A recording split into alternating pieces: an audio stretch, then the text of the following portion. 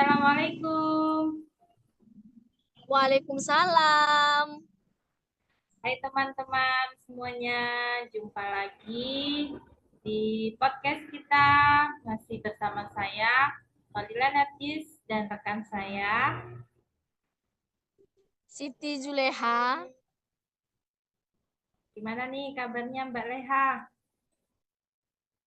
Alhamdulillah baik Bu. Semangatnya pun luar biasa, membara sekali. Oke, mudah-mudahan selalu full energi dan semangat dalam menjalani aktivitas sore ini. Oke, langsung saja ya kita mulai perbincangan. Kita nggak pakai lama-lama lagi. Kali ini kita akan ngobrolin temanya tentang teknik dan instrumen penilaian anak usia dini. Seperti yang kita ketahui bersama, ada beberapa macam teknik dan instrumen penilaian anak usia dini yang bisa diadaptasi. Di antaranya itu ada teknik pengamatan atau observasi, kemudian kinerja, proyek, tes tertulis, tes lisan, penugasan, dan portofolio. Dari semuanya, dari semua teknik-teknik ini, saya mau minta bantuan Mbak Leha untuk menjelaskan apa saja ruang lingkup teknik penilaian anak usia dini. Oke, terima kasih Bu Lila. Nah, saya akan mencoba menjawab pertanyaan Bu Lila. Teknik ataupun ruang lingkup dari penilaian anak usia dini itu ada 3. Yang pertama itu sikap, yang kedua Ruang lingkup sikap, ya. pengetahuan, Ruang lingkup pengetahuan, pengetahuan, kemudian kemudian keterampilan. ruang lingkup keterampilan. Oke, ada 3. Iya, benar sekali. Untuk mencapai ataupun mengetahui bagaimana dari sikap, pengetahuan, dan keterampilan. Nah, di sini ada teknik untuk mengetahuinya tersebut. Yang pertama itu teknik observasi, Ya, teknik kinerja, kemudian ya. teknik tertulis, teknik lisan, penugasan, proyek, portofolio. Nah, yang pertama itu observasi. Observasi adalah merupakan penilaian peserta didik yang dilakukan secara berkesinambungan melalui pengamatan perilaku yang diamati secara berkala. Kegiatan observasi ini dapat difokuskan untuk semua peserta didik ataupun per individu.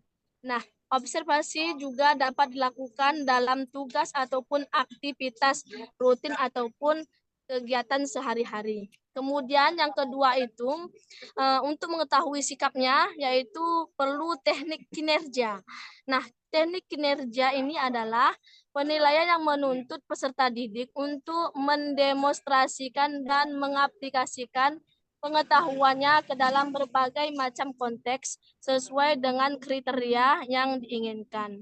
Asesmen kinerja dapat berupa praktik, menghasilkan produk, melakukan proyek, ataupun membuat portofolio. Nah, untuk mengetahui pengetahuan perlu adanya tes tertulis. Tes tertulis di sini merupakan tes dengan soal dan jawaban disajikan secara tertulis untuk mengukur atau memperoleh informasi tentang kemampuan peserta didik. Bentuk tes tertulis dapat berupa esai, pilihan ganda, uraian, ataupun bentuk-bentuk tes tertulis lainnya. Nah, kemudian ada tes lisan. Tes lisan merupakan pemberian soal ataupun pertanyaan yang menuntut peserta didik menjawab secara lisan dan dapat diberikan secara klasikal ketika pembelajaran. Nah, kemudian ada juga penugasan. Nah, penugasan merupakan pemberian tugas kepada peserta didik untuk mengukur pengetahuan dan memfasilitasi peserta didik memperoleh ataupun meningkatkan pengetahuannya. Kemudian ada proyek. Proyek merupakan kegiatan penilaian terhadap suatu tugas meliputi kegiatan perancangan, pelaksanaan, dan pelaporan yang harus diselesaikan dalam periode ataupun waktu tertentu. Nah, yang terakhir itu portofolio. Merupakan kumpulan dokumen hasil penilaian, penghargaan, dan karya peserta didik dalam bidang tertentu yang mencerminkan perkembangan reflektif interaktif dalam rukun waktu tertentu. Nah, itu itu yang dapat saya jelaskan, Bu Lila. Itu tadi Nah, semua. kemudian di sini kita akan membicarakan tentang instrumen penilaian. Nah, saya ingin bertanya nih, Bu Lila, tentang instrumen penilaian. Bagaimana sih cara dalam ataupun coba jelaskan bagaimana instrumen penilaian tersebut. Terima kasih. Oke, terima kasih Mbak Leha. Eh, yang dimaksud dengan instrumen penilaian PAUD itu mencakup tentang ada rubrik, kemudian ada checklist, kemudian ada eh, catatan anekdot, dan grafik perkembangan atau kontinum.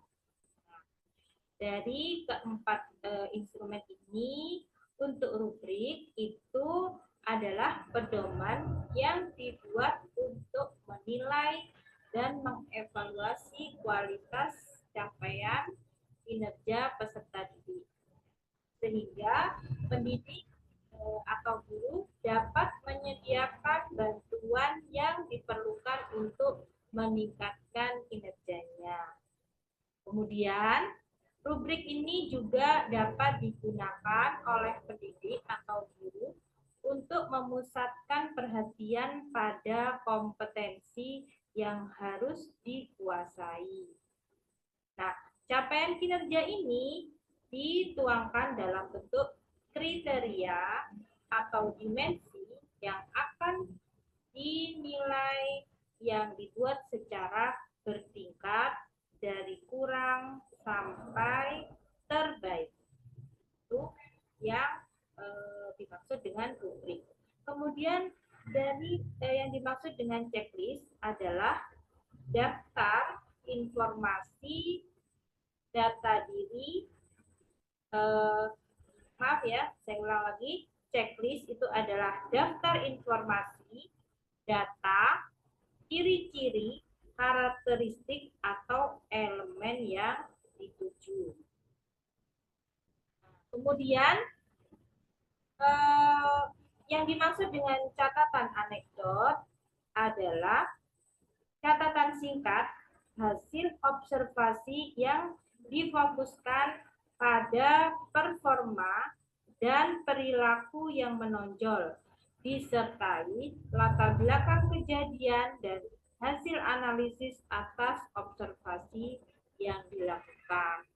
Kemudian untuk mengetahui maksud dari grafik perkembangan adalah grafik atau infografik yang menggambarkan tahap perkembangan belajar.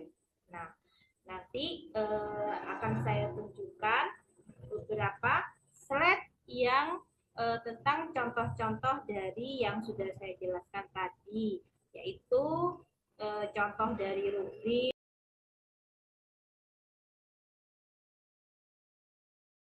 kemudian contoh dari checklist,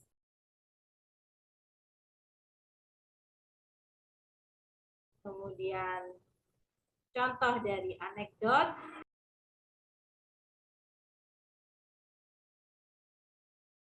dan contoh dari grafik perkembangan.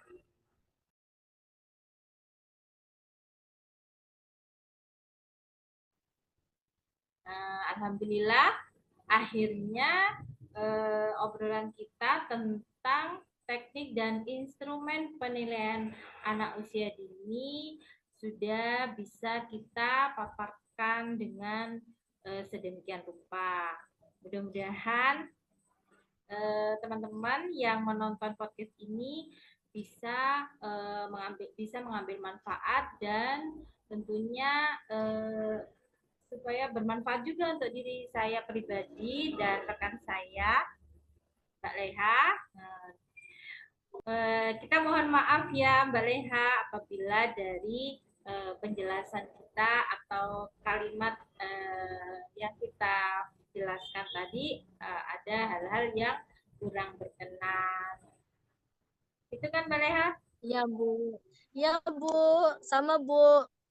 Kita berdua lagi tahap belajar, Bu. Saling sharing-sharing ya kan, Bu? Oke. Terima kasih teman-teman yang sudah menonton podcast ini.